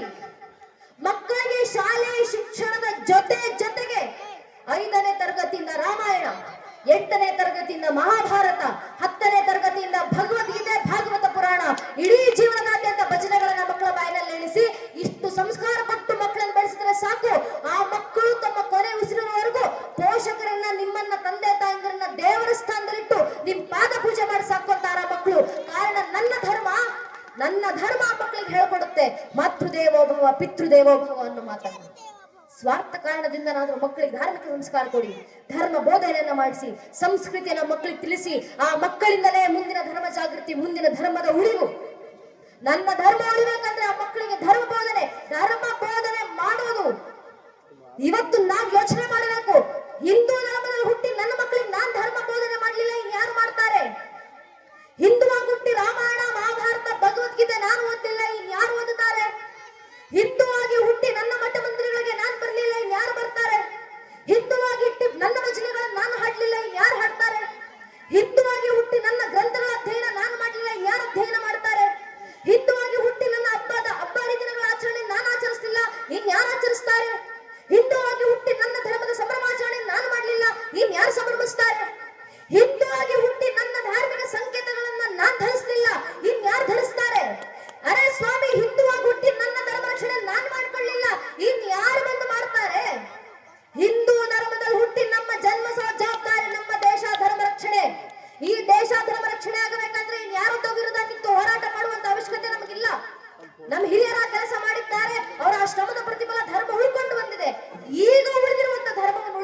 ಅಂದ್ರೆ ನಮ್ಮಲ್ಲಿ ನಾವು ಜಾಗೃತಿ ಮೂಡಿಸಿದ್ರೆ ಸಾಕು. ಯಾಕೆ ಗೊತ್ತೇ? ಇದು ನಾನು ಹೇಳ್ತಾ ಇರುವಂತ ಮಾತಲ್ಲ ನನ್ನ ನೆಚ್ಚಿನ ಬಂಧುಗಳೇ. ಸ್ವತಂತ್ರದ ಇತಿಹಾಸಕ್ಕೆ ಹೋದ ಹಾದಿಯನ್ನು ತೋರಿಸಿದಂತ ಸ್ವತಂತ್ರ ವೀರ ವಿನಾಯಕ ದಾಮೋದರ ವೀರ ಸಾವರ್ಕರ್ ಅವರು ಹೇಳಿದಂತ ಮಾತು. ಸಾವರ್ಕರ್ ಅವರು ಒಂದು ಮಾತನ್ನು ಹೇಳ್ತಾರೆ. I do not fear A Muslim, neither do I fear A Christian, but I fear those Hindus who are against Hindutva ಅಂತ ಸಾವರ್ಕರ್ ಅವರ ಮಾತು. ಅರ್ಥಾತ್ ಸಾವರ್ಕರ್ ಹೇಳಿದ್ರು, ನನ್ಗೆ ಮುಸಲ್ಮಾನರಿದ್ರೆ ಭಯ ಇಲ್ಲ, ನನ್ಗೆ ಕ್ರಿಶ್ಚಿಯನ್ ಅಂದ್ರೆ ಭಯ ಇಲ್ಲ, ಆದ್ರೆ ಹಿಂದೂ ಧರ್ಮದಲ್ಲೇ ಹುಟ್ಟಿ ಹಿಂದುತ್ವವನ್ನ ವಿರೋಧ ಮಾಡ್ತಾರಲ್ಲ ಅಂತ ಸೊಕ್ಕಾಡ್ ಹಿಂದೂಗಳು ನೋಡಿದ್ರೆ ನನಗೆ ಭಯ ಆಗತ್ತೆ ಅಂತ ಸಾವರ್ಕರ್ ಅವರು ಕೊಟ್ಟಂತ ತತ್ವ. ಅರ್ಥಾತ್ ನಮ್ ಧರ್ಮದ ಸಮಸ್ಯೆ ಬಂದ್ರೆ ನಮ್ ಧರ್ಮದಲ್ಲೇ ಹುಟ್ಟಿ ನಮ್ಮ ಧರ್ಮವನ್ನ ವಿರೋಧಿಸೋರಿಂದ ಹೊರತಾಗಿ ಇನ್ಯಾರಿಂದಲೂ ಈ ಧರ್ಮವನ್ನು ನಾಶ ಮಾಡ್ಲಿಕ್ಕೆ ಸಾಧ್ಯ ಇಲ್ಲ. ನಾವು ಜಾಗೃತರಾದ್ರೆ ಸಾಕು, ನಮ್ಮ ಧರ್ಮ ರಕ್ಷಣೆ ಆಗುತ್ತೆ. ನಮ್ಮ ಒಡಕು ತೊಡಕುಗಳನ್ನ ಮೀರಿ ಎಷ್ಟೋ ವರ್ಷ ನಮ್ಮ ಒಡಕು ತೊಡಕುಗಳಲ್ಲಿ ಬಂಧಿತರಾಗಿ ಕೂರೋದು ನಾವು. ನಮ್ಮ ಎಲ್ಲ ಆಸಕ್ತಿಗಳು ಉಳಿಬೇಕಂದ್ರೆ ಮೊದಲು ಧರ್ಮ ಉಳಿಬೇಕಲ್ವಾ? ನಮ್ಮ ಹಿರಿಯರು ಹೇಳಿದಂತ ಮಾತು ಕವಿಗಳು ಎಷ್ಟು ಸುಂದರವಾಗಿ ಹೇಳ್ತಾರೆ. कंधों से बड़ी कोई जाति नहीं होती, धर्म से बड़ी कोई जाति नहीं होती, दिया ही ना रहा तो बाती का क्या करोगे, धर्म ही ना रहा तो जाति का क्या करोगे. ದೀಪವೇ ಉಳಿಲಿಲ್ಲ ಅಂದಮೇಲೆ ಬತ್ತಿ ನಿಟ್ಕೊಂಡು ಏನು ಮಾಡ್ತೀರಪ್ಪ? ಧರ್ಮವೇ ಉಳಿಲಿಲ್ಲ ಅಂದ್ಮೇಲೆ ಜಾತಿ ನಿಟ್ಕೊಂಡು ಏನು ಮಾಡ್ತೀರಾ? ನಮ್ಮ ಜಾತಿ ನನ್ನ ರಾಜಕೀಯ ಆಸಕ್ತಿ ಉಳಿಬೇಕು, ಮತ್ತು ಧರ್ಮ ಉಳಿಸಬೇಕು. ಆ ಧರ್ಮವನ್ನು ಅರ್ಥ ಮಾಡ್ಕೊಳ್ಬೇಕು, ಧರ್ಮವನ್ನು ಅಧ್ಯಯನ ಮಾಡಬೇಕು, ಧಾರ್ಮಿಕ ಸಂಕೇತಗಳನ್ನು ಧರಿಸಬೇಕು. ನಾವು ಧಾರ್ಮಿಕ ಸಂಕೇತಗಳನ್ನು ಧರಿಸೋದು ಮರೆತು ಹೋಗಿದ್ದೀವಿ. ನೀವು ಇಲ್ಲಿ ಬಂದ ಹೆಮ್ಮೆ ಆಯ್ತು ನನಗೆ. ತಾಯಿದ್ರು ಎಷ್ಟು ಸುಂದರವಾಗಿ ಹಣೆ ಮೇಲೆ ವಿಭೂತಿ ಕುಂಕುಮ ಇಟ್ಕೊಂಡು ಬಂದಿದ್ದೀರಾ. ಈ ಊರಿನ ಸಂಸ್ಕಾರ ತೋರ್ತಿದೆ ನಮ್ಮ ತಾಯಂದಿರ ಮುಖದಲ್ಲಿ, ನಮ್ಮ ಧರ್ಮ ಕಾಣಿಸ್ತಿದೆ ಆ ತಾಯಂದಿರ ಮುಖದಲ್ಲಿ. ಯಾದ್ರೆ ಯಾವತ್ತಾದ್ರೂ ಮಣ್ಣಲ್ಲಿ ಕೂತು ನೋಡಿ, ಮಣ್ಣಲ್ಲಿ ಹಿರಿಯರಿರ್ತಾರೆ, ಅಜ್ಜಿ ತಾತಂದಿರಿರ್ತಾರೆ, ಆ ವೃದ್ಧರ ಹಣೆಗಳನ್ನ ನೋಡಿ, ದಪ್ಪದ ಕುಂಕುಮ ಇಟ್ಟಿರ್ತಾರೆ, ಹಣೆ ತುಂಬಾ ವಿಭೂತಿ ಬೆಳೆದಿರ್ತಾರೆ, ಗಂಧ ಚಂದನ ಭಂಡಾರ ಏನೋ ಒಂದು ಅವರ ಹಣೆನಲ್ಲಿ ಇದ್ದೇ ಇರುತ್ತೆ. ಎಷ್ಟು ದೂರದಿಂದ ನಿಂತು ನೋಡಿದ್ರು ಅವರ ಹಣೆನಲ್ಲಿರುವಂತಹ ಕುಂಕುಮದ ತೇಜಸ್ಸು ಕಣ್ಣಿಗೆ ತಾಗುವಂತದ್ದಿರುತ್ತೆ. ಅದೇ ಸ್ವಲ್ಪ ವಯಸ್ಸಿನಿಂದ ಕೆಳಗೆ ಬನ್ನಿ, ನನ್ನ ವಯಸ್ಸಿನ ನನ್ನ ಪೀಳಿಗೆ ಹೆಣ್ಣು ಮಕ್ಕಳನ್ನ ನೋಡಿ, ಹಣೆಗೆ ಸಣ್ಣದಾಗಿ ಒಂದು ಬಟ್ಟನ್ನು ಇಟ್ಟಿರ್ತಾರೆ, ಇಷ್ಟು ಸಣ್ಣ ಬಟ್ಟು. ಆ ಬಟ್ಟು ಸ್ವಲ್ಪ ದೂರದಿಂದ ನಿಂತು ನೋಡಿದ್ರೆ ಹಣೆಗೆ ಏನಾದ್ರು ಇಟ್ಟಿದ್ದಾರಾ ಇಲ್ವಾ ಅನ್ನೋದು ಕೂಡ ಕಣ್ಣಿಗೆ ಕಾಣಿಸೋದಿಲ್ಲ, ಅಷ್ಟು ಸಣ್ಣದಾಗಿ ಒಂದು ಬಟ್ಟನ್ನು ಇಟ್ಟಿರ್ತಾರೆ. ಏನಕ್ಕೆ ಅಂದ್ರೆ ಕಾಟಾಚಾರಕ್ಕೆ. ಬಟ್ಟಿಡ್ಲಿಲ್ಲ ಅಂದ್ರೆ ಮನೇಲಿ ಅಪ್ಪ ಅಮ್ಮ ಬೈತಾರಲ್ಲ ಅನ್ನೋ ಕಾಟಾಚಾರಕ್ಕೆ ಇಡುವಂತ ಸಣ್ಣ ಬಟ್ಟದು. ತಪ್ಪು ಹೆಣ್ಣು ಮಕ್ಕಳದಲ್ಲ, ಏನಕ್ಕೆ ಕಣ್ಣಿಗೆ ಕಾಣಿಸೋ ರೀತಿಯಲ್ಲಿ ಹಣೆಗೆ ಕುಂಕುಮ ವಿಭೂತಿ ಇಡಬೇಕು ಅಂತ ಹೇಳ್ಕೊಡ್ತಿರುವಂತ ಪೋಷಕರ ತಪ್ಪು, ಮನೆ ಹಿರಿಯರ ತಪ್ಪು. ನಮ್ಮ ಹೆಣ್ಮಕ್ಳಿಗೆ ಹೇಳ್ಕೊಡ್ಬೇಕು, ನಾವು ಏನಕ್ಕೆ ದಪ್ಪದ ಕುಂಕುಮ ವಿಭೂತಿ ಗಂಧ ಚಂದನ ಭಂಡಾರ ಏನೋ ಒಂದು ಇಟ್ಟಿರ್ಬೇಕು ಹಣೆಗೆ. ಯಾಕೆ? ಕಾಟಾಚಾರಕ್ಕಲ್ಲಮ್ಮ, ಅದೊಂದು ಸಂಕೇತ. ಯಾವುದರ ಸಂಕೇತ? ಮಾರ್ಕಂಡ ಋಷಿಮುನಿಗಳು ದೇವಿ ಪುರಾಣದಲ್ಲಿ ಬರೀತಾರಲ್ಲ, ಶುಂಭ ನಿಶುಂಭ ಎಂಬ ಇಬ್ಬರು ರಾಕ್ಷಸರು ಜಗನ್ಮಾತೆಯನ್ನ ಕೆಟ್ಟ ದೃಷ್ಟಿಯಿಂದ ನೋಡಿದಾಗ ತಾಯಿ ಜಗನ್ಮಾತೆ ಕ್ರೋಧಿತರಾಗಿ ಶಾಂಭವತಾರನ್ನ ತಾಳಿಬಿಟ್ಟು ಶುಂಭ ನಿಶುಂಭ ರಾಕ್ಷಸರ ಸಂಹಾರವನ್ನ ಮಾಡಿ ಆ ರಾಕ್ಷಸರ ರಕ್ತವನ್ನು ತೆಗೆದು ತಾಯಿ ತನ್ನ ಹಣೆಗಿಟ್ಕೊಂಡ್ರಂತೆ. ಅದರ ಸಂಕೇತವಾಗಿ ನಮ್ಮ ಹೆಣ್ಮಕ್ಳು ಇವತ್ತಿಗೂ ಹಣೆ ಕುಂಕುಮ ಇಡ್ತಾರೆ. ಯಾಕೆ? ಎದುರಿಗೆ ಬರುವಂತ ಗಂಡಸಿಗೆ ಎಚ್ಚರಿಕೆಯನ್ನ ನೀಡ್ಲಿಕ್ಕೆ. ಒಂದು, ನಿನ್ನನ್ನ ತಾಯಿ ಸ್ಥಾನದಲ್ಲಿಟ್ಟು ಜಗನ್ಮಾತೆಯ ಸ್ಥಾನದಲ್ಲಿಟ್ಟು ಆರಾಧಿಸು. ಅಕಸ್ಮಾತ್ ಕೆಟ್ಟ ದೃಷ್ಟಿಯಿಂದ ನೋಡಿದ್ರೆ ಶುಂಭ ನಿಶುಂಭರಿಗೆ ಬಂದ ಪರಿಸ್ಥಿತಿನೇ ನಿನಗೂ ಬರೋದು ಅಂತ ಎಚ್ಚರಿಕೆ ಗಂಟೆ ನೀಡ್ಲಿಕ್ಕೆ ನಮ್ಮ ಹೆಣ್ಮಕ್ಳು ಜೀವಂತ ದುರ್ಗೆ ಇರುತ್ತೆ. ಹಣೆಗೆ ಕುಂಕುಮ ಇಡಬೇಕು ಅಂತ ಹಿರಿಯರು ಹೇಳ್ಕೊಟ್ಟಂತ ಸಂಸ್ಕಾರ. ಹೆಣ್ಮಕ್ಳು ಮಾತ್ರ ಅಲ್ಲ, ಹೆಣ್ಣು ಮಕ್ಕಳಾಗ್ಲಿ ಗಂಡು ಮಕ್ಕಳಾಗ್ಲಿ, ಮನಲ್ಲಿರುವಂತ ಒಬ್ಬೊಬ್ಬ ಹಿಂದೂ ಹಣೆಗೆ ಕುಂಕುಮ ತಿಲಕ ವಿಭೂತಿ ಗಂಧ ಚಂದನ ಭಂಡಾರ ಏನೋ ಒಂದು ಇಟ್ಟಿರಲೇಬೇಕು. ಯಾಕೆ ಅಂದ್ರೆ ಅದು ನಮ್ಮ ಸ್ವಾಭಿಮಾನ. ಆ ಕುಂಕುಮ ಯಾವುದರ ಸಂಕೇತ? ತಿಲಕ ಯಾವುದರ ಸಂಕೇತ? ನಮ್ಮ ಮೇಲಾದಂತ ಸಾವಿರಾರು ವರ್ಷಗಳ ದಾಳಿಯ ನಂತರವು, ನೂರಾರು ಜನಾಂಗಗಳ ಆಕ್ರಮಣಗಳ ನಂತರವು, ಅಸಂಖ್ಯ ಕಷ್ಟ ನಷ್ಟಗಳ ನಡುವೆಯೂ ಇವತ್ತಿಗೂ ತಲೆಯೆತ್ತಿ ನಿಂತಿರುವಂತ ಮೃತ್ಯುವನ್ನು ಮಣಿಸಿ ಬರುತ್ತಾ ಇರುವಂತ ಮೃತ್ಯುಂಜಯ ಸನಾತನ ಹಿಂದೂ ಧರ್ಮದ ಕ್ಷತ್ರಿಯ ಪರಂಪರೆ ಸಂಕೇತ ಕುಂಕುಮ. ಆದ್ರಿಂದ ಸ್ವಾಭಿಮಾನದಿಂದ ಹಣೆಗೆ ಕುಂಕುಮವನ್ನು ಇಡಿ. ಎಷ್ಟು ಜನಾಂಗಗಳಿಸಿ ಹೋದ್ರು. ಯುನಾನ ಮಿಸ್ ರೋಮ ಸಬ್ಮಿಟ್ ಗೈ ಜಹಾಸೆ ಕುಚ್ ಮಾತೆ ಹಸ್ತಿ ಬಿಡ್ತೀನಿ ಹಮಾರಿ. ಎಲ್ಲರೂ ಅಳಿಸಿ ಹೋದ್ರಪ್ಪ, ಈ ಒಂದು ಧರ್ಮ ಉಳಿದಿದೆ. ಅದಕ್ಕೆ ಆ ಕುಂಕುಮದ ತೇಜಸ್ಸನ ಬಗ್ಗೆ ಹೇಳೋದು, ಏ ಹೇ ದೇಖೋ ರಾಜಪೂತಾನ ನಾಜಿಸೆ ತಲವಾರೋं पे, इसने अपना जीवन काटा भर्जी तीर कटारों पे, कूद पड़ी थी हजारों पद्मिनियां अंगारों पे, इस मिट्टी का कण कण करा कुर्बानी की गाता, इस मिट्टी से तिलक करो ये धरती है बलिदानों के ಅಂತ ಕವಿಗಳು ಬರೆದಂತ ಮಾತು. ಆ ಸ್ವಾಭಿಮಾನದ ಸಂಕೇತವಾಗಿ ಹಣೆಗೆ ತಿಲಕವನ್ನ ಧರಿಸ್ತಾ ಇದ್ದೀವಿ ನಾವು. ಆ ಸ್ವಾಭಿಮಾನ ನಮ್ಮಲ್ಲಿ ಬರಬೇಕು. ಹಿಂದೂವಾಗಿ ಹಿಂದುತ್ವದ ಸ್ವಾಭಿಮಾನ. ನಮ್ಮ ಸ್ವಾಭಿಮಾನ ಯಾವುದು? ನೀನು ಯಾರು ಅಂತ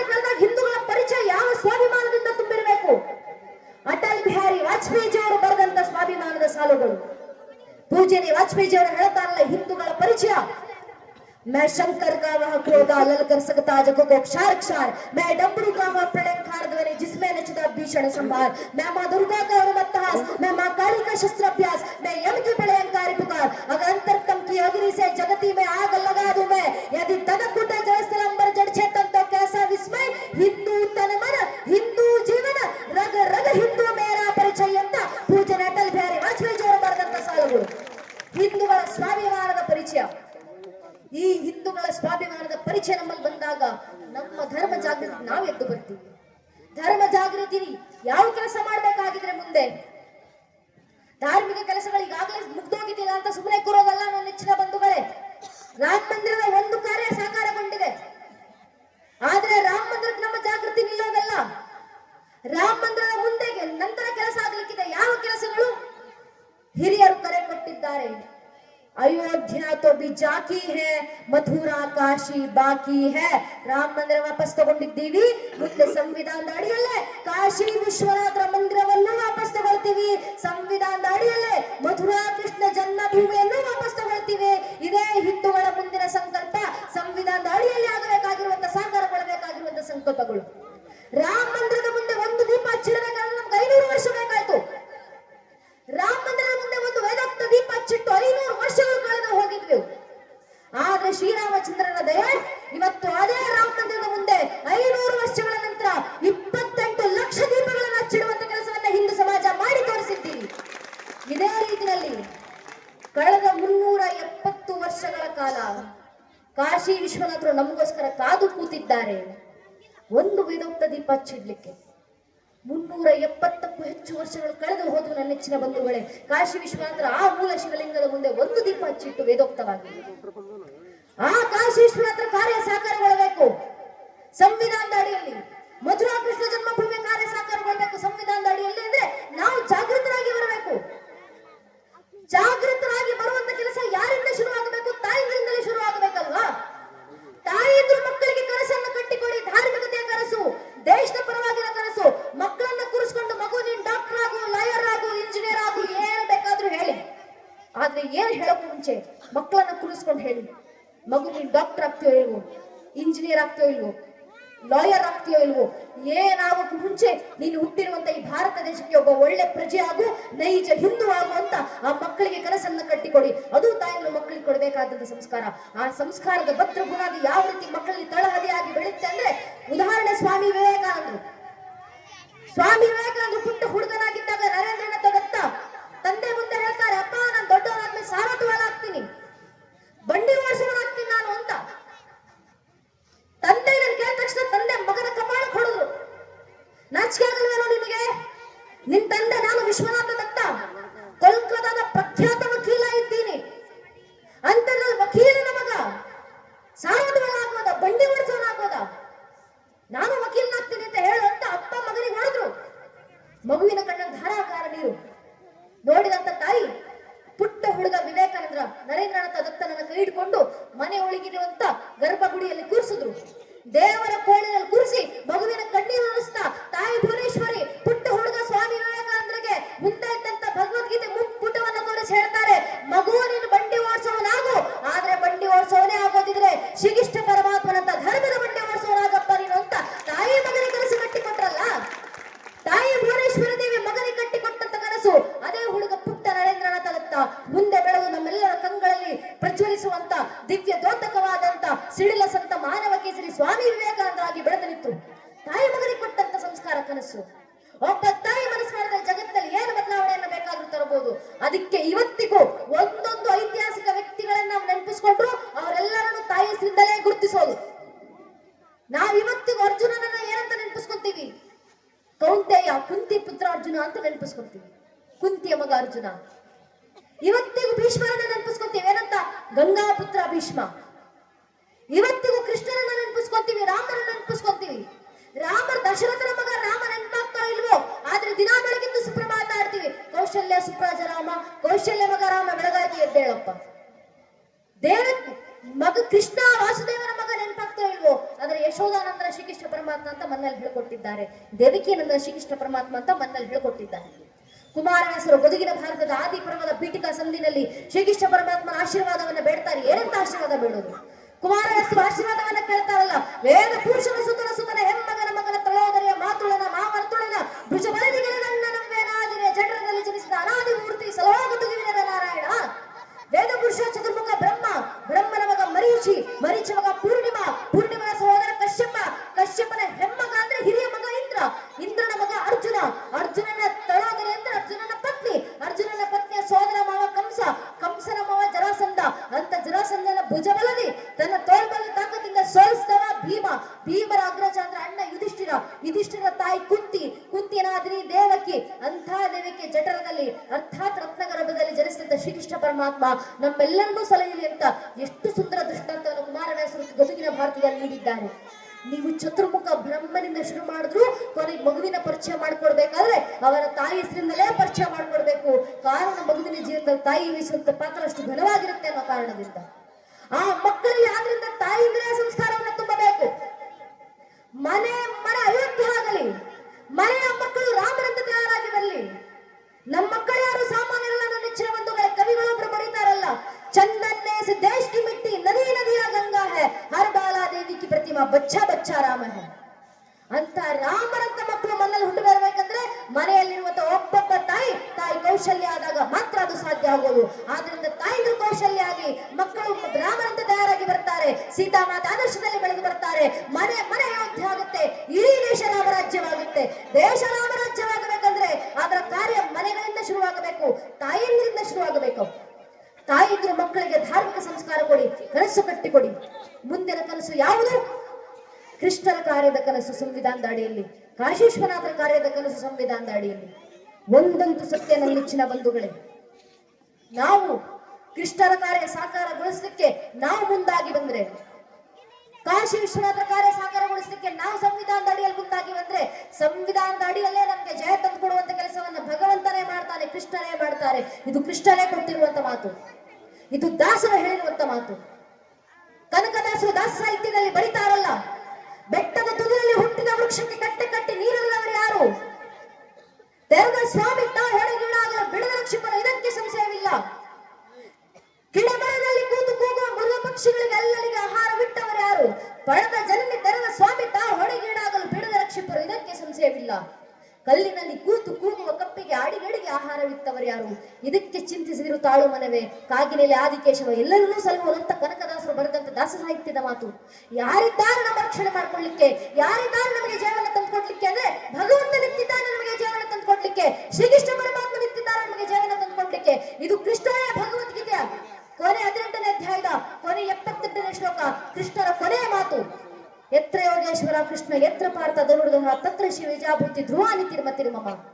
ಎಲ್ಲಿ ನಾನು ಯೋಗೇಶ್ವರ ಕೃಷ್ಣ ಇರ್ತೀನೋ, ಎಲ್ಲಿ ನನ್ನನ್ನು ಪಾಲಿಸುವಂತ ನನ್ನ ಭಕ್ತಾದಿಗಳಿರ್ತೀರೋ, ನಿಮ್ಮ ಎಲ್ಲಾ ಕಾರ್ಯಕ್ಕೂ ಜಯ ತಂದುಕೊಡುವಂತ ಕೆಲಸ ನಾನೇ ಮಾಡ್ತೀನಿ ಅಂತ ಕೃಷ್ಣನೇ ಕೊಟ್ಟು ಹೋಗಿರುವಂತ ಮಾತು ಕೊಟ್ಟವ್ರು ಯಾರು? ಸಾಮಾನ್ಯರಲ್ಲ, ಭಗವಂತ. ಬೇರೆ ಬೇರೆ ಮತ ಗ್ರಂಥಗಳನ್ನು ಓದ್ತಿರ್ಬೇಕಾದ್ರೆ ನಮ್ಗೆ ಅರ್ಥ ಆಗೋದು. ಒಂದು ಮತದ ಗ್ರಂಥವನ್ನು ಓದ್ತಿರ್ಬೇಕಾದ್ರೆ ಆ ಗ್ರಂಥದಲ್ಲಿ ಓದ್ತಿರ್ಬೇಕಾದ್ರೆ ನಾವು ತಿಳ್ಕೊಂತೀವಿ, ಆ ಗ್ರಂಥದಲ್ಲಿ ತಿಳಿಸಲಾಗಿದೆ ನಾನು ಭಗವಂತನ ಮಗ ಬಂದಿದ್ದೀನಿ, ದಿ ಸನ್ ಆಫ್ ಗಾಡ್, ಭಗವಂತನ ಸಂತಾನ ಬಂದಿದ್ದೀನಿ ಜಗತ್ತಿನ ಜನರನ್ನು ಉದ್ಧರಿಸಲಿಕ್ಕೋಸ್ಕರ. ಇನ್ನೊಂದು ಮತದ ಗ್ರಂಥವನ್ನು ಓದ್ತಿರ್ಬೇಕಾದ್ರೆ ಅದರಲ್ಲಿ ತಿಳಿಸಲಾಗಿದೆ, ನಾವು ತಿಳ್ಕೊಂತೀವಿ ನಾನು ಭಗವಂತನ ಸಂದೇಶವನ್ನ ತಂದಿದ್ದೀನಿ ಜಗತ್ತಿನ ಜನರನ್ನು ಉದ್ಧರಿಸಲಿಕ್ಕೋಸ್ಕರ. ಆದ್ರೆ ನನ್ನ ಧರ್ಮದಲ್ಲಿ ಭಗವಂತನ ಮಗ ಬಂದಿದ್ದೀನಿ ನಾನು ಹೇಳಿಲ್ಲ, ಭಗವಂತನ ಸಂತಾನ ಹೇಳಿಲ್ಲ, ಭಗವಂತನ ಸಂದೇಶ ತಂದಿದ್ದೀನಿ ಹೇಳಿಲ್ಲ. ಬದಲಿಗೆ ಭಗವದ್ಗೀತೆ 11ನೇ ಅಧ್ಯಾಯದ ವಿಶ್ವರೂಪ ಸಂದರ್ಶನ ಸಂದರ್ಭದಲ್ಲಿ ವಿರಾಟ ರೂಪವನ್ನು ತಾಳಿದ್ದಂತ ಶ್ರೀಕೃಷ್ಣ ಪರಮಾತ್ಮ ಗೀತಾಚಾರ್ಯ ಕೃಷ್ಣ ಅರ್ಜುನಿಗೆ ಕರೆ ಕೊಡ್ತಾ ಜಗತ್ತಿಗೆ ಕರೆಯನ್ನು ಕೊಟ್ಟರು.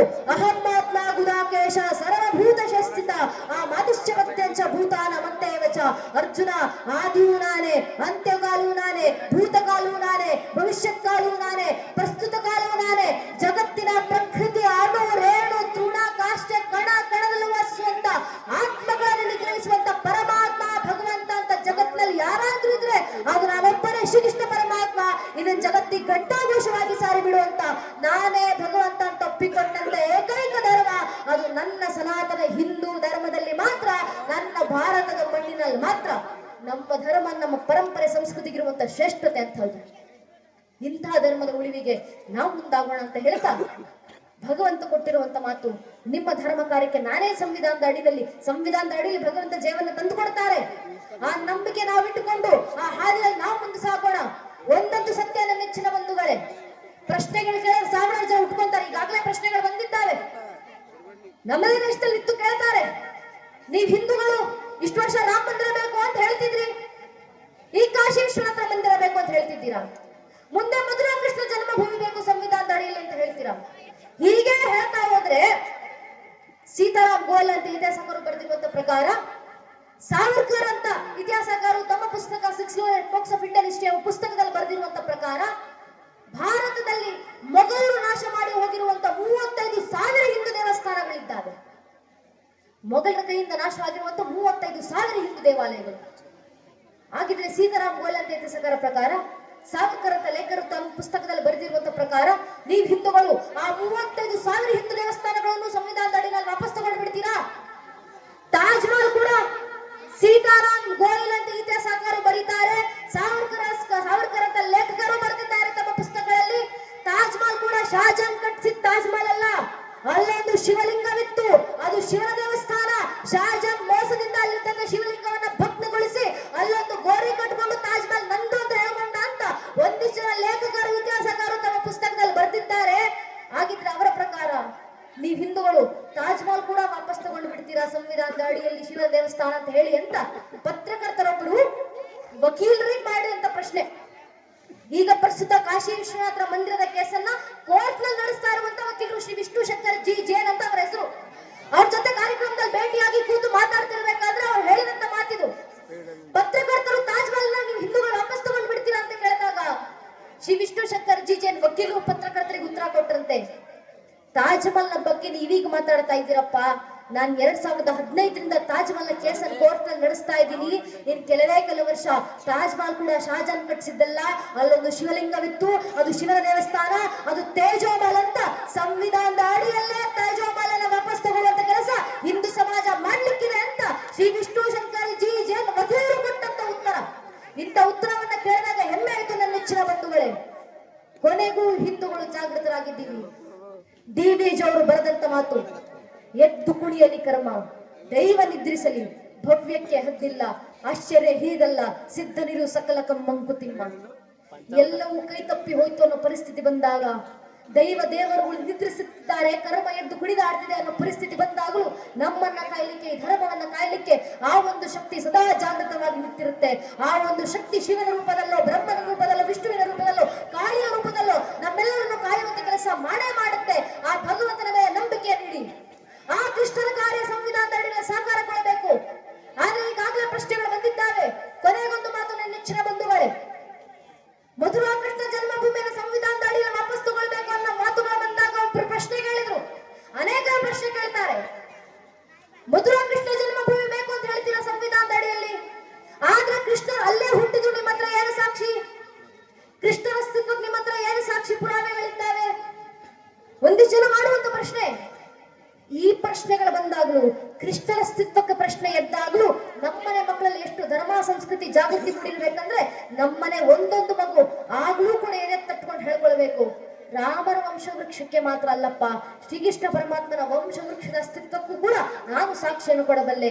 ನಮ್ಮ ಮಕ್ಕಳ ಬಾಯಿಂದ ಬರಬೇಕು ಭಗವಂತನ ಕೃಪಾಶೀರ್ವಾದದಿಂದ.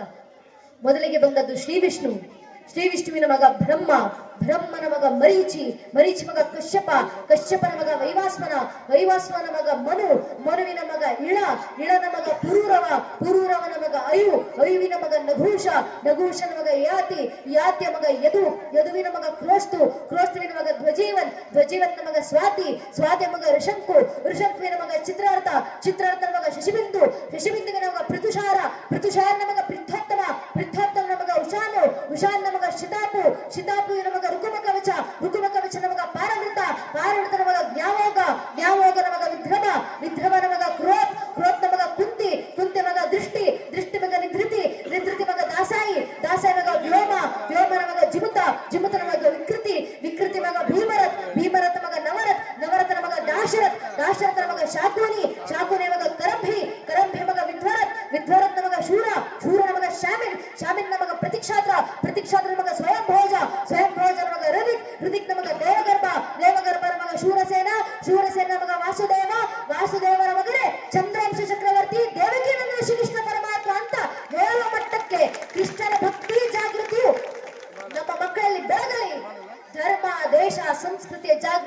ನಮ್ಮ ಮಕ್ಕಳ ಮನಸ್ಸಿನಲ್ಲಿ ಇನ್ನಷ್ಟು ಉದ್ದೀಪನವಾಗಲಿ ಅಂತ ಕೇಳ್ಕೊಂತ ಸೇರುವಂತ ತಾಯಿಗಳ ಸುಂದರ ಸಂಖ್ಯೆಯನ್ನು ನೋಡಿದಾಗಲೇ ಅರ್ಥ ಆಗುತ್ತೆ. ಈ ಸಮಯದಲ್ಲೂ ತಾ ಬಂದಿರೋದಷ್ಟೇ ಅಲ್ಲದೆ ತಮ್ಮ ಮನೆ ಮಕ್ಕಳನ್ನು ಕರ್ಕೊಂಡ್ಬಂದು ಕುಟುಂಬ ಸಮೇತರಾಗಿ ಕಾರ್ಯಕ್ರಮದಲ್ಲಿ ಕೂತು ಸ್ವಾಮೀಜಿಯವರು ಆಡಿದಂತ ಮಾತನ್ನ ಕೇಳಿಸ್ಕೊಳ್ಳಿಕ್ಕೆ ತಾಯಿಂದ್ರೆ ಖುದ್ದು ಪ್ರೇರೇಪಿತರಾಗಿ ಇಡೀ ಕುಟುಂಬಸ್ಥರನ್ನ ಕರ್ಕೊಂಡ್ಬಂದು ಧರ್ಮಸಭೆಯಲ್ಲಿ ಕೂತಿದ್ದೀರಾ ಅಂದ್ರೆ ಈ ಊರಿನಲ್ಲಿ ಖಂಡಿತವಾಗ್ಲೂ ಧರ್ಮ ಜಾಗೃತಿ ಇದೆ. ಈ ಊರಿನ ತಾಯಿನಲ್ಲಿ ಧರ್ಮದ ಜಾಗೃತಿಯ ಸಂಸ್ಕೃತಿ ಖಂಡಿತವಾಗ್ಲೂ ಉದ್ದೀಪನವಾಗಿದೆ ಅನ್ನೋದನ್ನ ಇದು ನೋಡಿದ್ರೆ ಅರ್ಥ ಆಗುತ್ತೆ. ಈ ಊರಿನ ತಾಯಿನಲ್ಲಿ ಇರುವಂತ ಈ ಸಂಸ್ಕಾರ, ಈ ಜಾಗೃತಿ ದೇಶದಾದ್ಯಂತ ಬಂದ್ರೆ ಸಾಕು, ಇಡೀ ದೇಶ ತಾಯಿ ಭಾರತಿ ಮತ್ತೊಮ್ಮೆ ಜಗತ್ತಿನ ಮುಂದೆ ವಿಶ್ವಮಾತೆಯಾಗಿ ಎದ್ದು ನಿಲ್ತಾಳೆ. ಇಲ್ಲಿರುವಂತ ತಾಯಿಂದ್ರದನ್ನ ಜೀವಂತ ಸಾಕ್ಷಿಯಾಗಿ ತೋರಿಸ್ಕೊಟ್ಟಿದ್ದೀರಾ.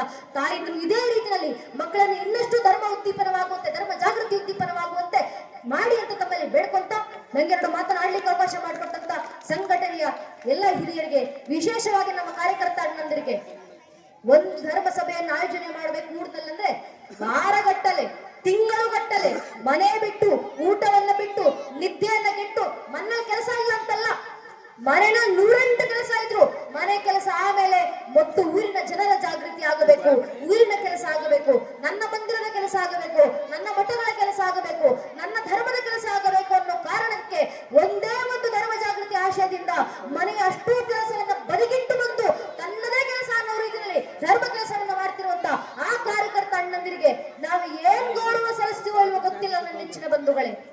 ಆದ್ರೆ ದಯವಿಟ್ಟು ಗ್ರಾಮಸ್ಥರು, ಗ್ರಾಮದ ಹಿರಿಯರು, ಹೆಗಲ ಮೇಲೆ ಕೇಸರಿ ಶಲ್ಯ ಹಾಕೊಂಡು ಓಡಾಡ್ತಿರುವಂತ ನಮ್ಮ ಕಾರ್ಯಕರ್ತ ಅಣ್ಣಂದಿರು ಎಲ್ಲೇ ಕಾಣಿಸಿದ್ರು ದಯವಿಟ್ಟು ಊರಿನ ಹಿರಿಯರು ಆ ಕಾರ್ಯಕರ್ತ ಅಣ್ಣಂದಿರ ಹತ್ರ ಹೋಗಿ ಆ ಕಾರ್ಯಕರ್ತ ಅಣ್ಣಂದಿರ ಹೆಗಲಿನ ತಟ್ಟಿ, ನಿನ್ನ ಮನೆ ಕೆಲಸ ಬಿಟ್ಟು ಬಂದು ನಿನ್ನದೇ ಕೆಲಸ ಅನ್ನೋ ರೀತಿಯಲ್ಲಿ ಧರ್ಮದ ಕೆಲಸ, ದೇಶದ ಕೆಲಸ ಮಾಡ್ತಿದ್ಯಲ್ಲಪ್ಪ, ನಿನ್ನ ನೋಡಿದ್ರೆ ಹೆಮ್ಮೆ ಆಗುತ್ತೆ ನನಗೆ ಅಂತ ಆ ಕಾರ್ಯಕರ್ತ ಅಣ್ಣಂದಿರ ಬೆನ್ನ ತಟ್ಟಿ ಶಭಾಷತೆ ಹೇಳಿ ಹೋಗಿ ಸಾಕು.